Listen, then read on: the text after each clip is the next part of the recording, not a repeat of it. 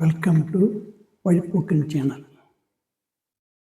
ஒருத்தர் காலையில் காப்பி சாப்பிட்றாரு. காப்பி சாப்பிட்டு முடிச்சுட்டு கிளாஸை டேபிளில் வைக்கிறாரு.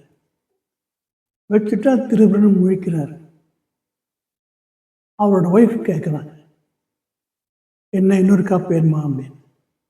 ஏன் அப்படின்னா, ஏதோ ஒரு ஞாபகத்தில் அவர் காப்பி சாப்பிட்டாரு. ஆனால் காப்பி சாப்பிட்ட திருப்தி அவருக்கு இல்லை. உடனே அவங்க ஒய்ஃப் இன்னொரு காப்பி கொடுக்குறாங்க. இன்னொரு காப்பி குடிக்கிறாரு. இப்போ ஒரு காப்பி உடம்புக்கு, ஒரு காப்பி மனசுக்கு திருப்தி. சரிங்களா? இது நான்வெஜ் சாப்பிட்றவங்களுக்கும் பொருந்தும். சார், வாரத்துக்கு 3 கறி எடுக்கலை அப்படின்னா என்னமா மாதிரி இருக்குது சார் அப்படின்னு சொல்கிறாங்க. இது தேவையாங்கிறது முதல்ல முட்டை வந்ததா, அப்புறம் கோழி வந்ததா, ஆண்டவன் இருக்கானா, ஆண்டவன் இல்லையா, இப்படிங்கிற வகையில் இந்த நான்வெஜ் சாப்பிட்றது ஒன்று வருது.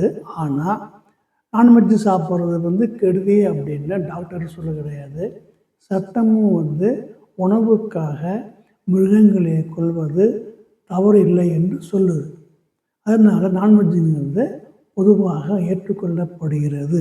ஆனால் நான்வெஜ் சாப்பிட்றதுக்கு ஒரு மனிதனுக்கோ மிருகத்துக்கோ தேவையானது கோரைப்பற்கள். புலி, சிங்கம் இதையெல்லாம் ஒரு மிருகத்தை இன்னொரு மிருகத்தை பிடித்து அதை கடித்து கொன்று தன்னுடைய கோரைப்பற்களால் அவற்றை கிழித்து அந்த மாமிசத்தை உண்ணுகின்றன.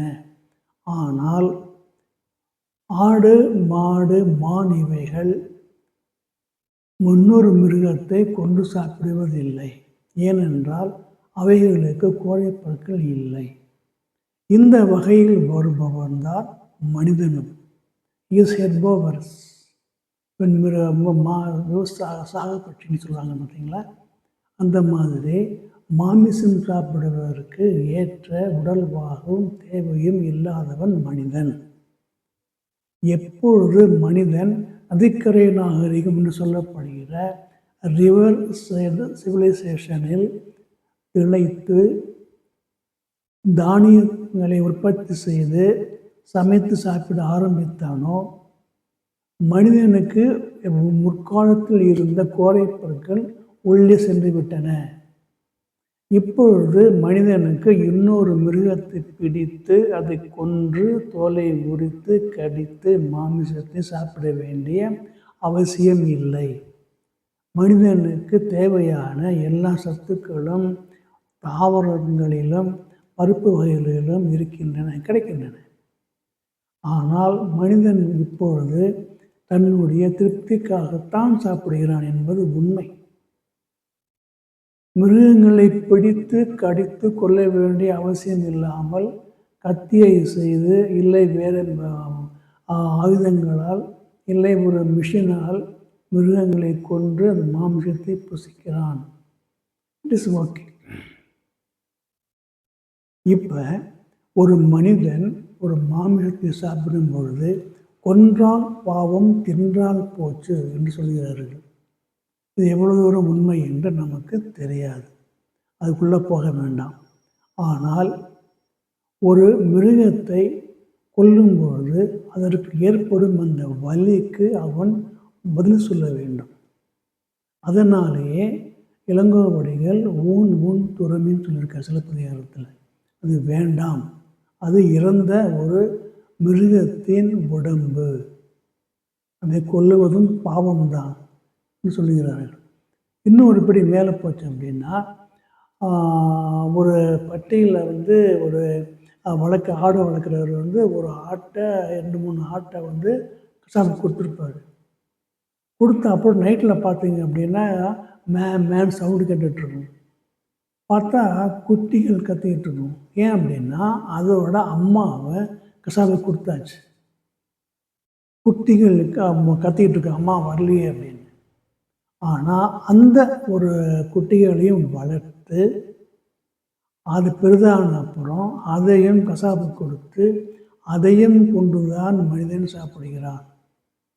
கொன்றால் பாவம் தின்றால் போச்சு என்று சொன்னாலும் கொல்லுவதற்காக வளர்க்கப்பட்டு அந்த பாவமும் சேரத்தான் செய்யும். ஆனால் தேவை என்று நம்ம வரும்பொழுது மனிதன் மிருகங்களே கொல்லுவதில் தவறில்லை, சாப்பிடலாம். அப்போ அது கொல்றப்ப அந்த அந்த மிருகங்களுக்கு ஏற்படும் வலியும் ஒரு காரணமாகிறது. இன்ஃப்ளிக்டிங் லெஸ் பெயின், குறைவான வகையில் எது கொல்லப்படுகிறதோ, சொல்லப்போனால் மனிதன் தானியங்களை விளைவிக்கும் பொழுது அந்த தானியங்கள் முற்றி அந்த பாரம் தாங்காமல் கதிர்கள் கீழே சாய்ந்த பிறகுதான் அறுவடை செய்கிறான். அதனாலேயே அந்த காலத்தில் முனிவர்கள் மரத்திலிருந்து கனிந்து தானாக கீழே விழுந்த பழங்களைத்தான் உண்டு வாழ்ந்தார்கள். ஆனால் அந்த காலத்தில் முனிவர்களெல்லாம் சாப்பிட்டாங்க சார், மாமிசம் சொல்லலாம். ஆனாலும் கீழே விழுந்த பழங்களை மட்டும்தான் அவர்கள் சாப்பிட்டார்கள். அதுதான் சொல்லப்பட்டிருக்கிறது. ஸோ கொன்றால் பாவம் தின்றால் போச்சா என்றால் கொல்லுவதற்காக வளர்ப்பதும் கொல்லும்போது ஏற்படும் வலிக்கும் அதை வாங்கி சாப்பிடுபவர்கள் பதில் சொல்லத்தான் வேண்டும். சட்டம் சொல்லுகிறது, தேவைப்படுகிறது, சாப்பிடலாம், தப்பு கிடையாது. அது சாப்பிட்டா உடம்புக்கு பலம்னு சொல்கிறாங்க. ஆனால் ஒரு கிரிக்கெட் விளையாட்டில் முதல்ல ஆஃப் சைடில் சிக்ஸரை அடித்து அசத்தினவர் கிருஷ்ணமாச்சாரி ஸ்ரீகாந்த்.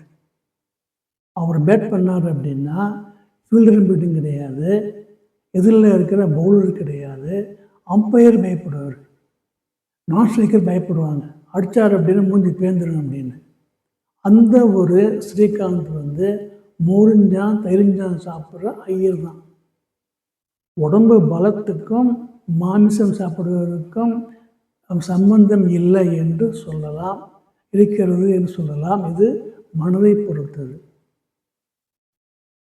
டாக்டர் கூட சொல்கிறார், டாக்டர் கூட வீக்காக இருக்கிற ஒரு குழந்தை பார்த்து கொஞ்சம் சொல்கிறாரு. அவருக்கு பட்டன் கொடுங்க சொல்கிறாங்க. ஆக மாமிசம் சாப்பிடுவது, நான்வெஜ் சமைக்கிறவங்க மனதை பொறுத்தது. காப்பி சாப்பிட்ற மாதிரி 2 காப்பி, ஒரு காப்பி உடம்புக்கு, இன்னொரு காப்பி மனசுக்கு. அந்த மாதிரி உங்களுக்கு கோதுமை, சப்பாத்தி, ரைஸு, பிரியாணி இதெல்லாம் உடம்புக்கு ஒன்று, மனசுக்கு ஒன்று. ஆகவே சாப்பிடுவதும் சாப்பிடாததும் அவர்களுடைய இஷ்டம். இதில் குறை சொல்வதோ இல்லை இது ஆட்சி செய்வதோ தேவையற்றது. சரிங்களா? நிறைய பேர் பேசுகிறாங்க. ஆனால் எந்த ஒரு ஃபங்க்ஷன்லேயும் நான்வெஜ்ஜுங்கிறது தர்றது கிடையாது. கல்யாணத்துலேயே நிறைய வீட்டில் நான்வெஜ் போடுறது கிடையாது. தனியாக போட்டுடுறாங்க. தனியாக நான்வெஜ்ஜு இது இது சொல்லிடுறாங்க அவங்க. ஆனாலும் நான்வெஜ்ஜை தவிர்க்கலாமா வேண்டாமாங்கிறது அவங்களோட இஷ்டம். சரிங்களா? அடுத்த எபிசோடில் சந்திப்போம். நன்றி, வணக்கம்.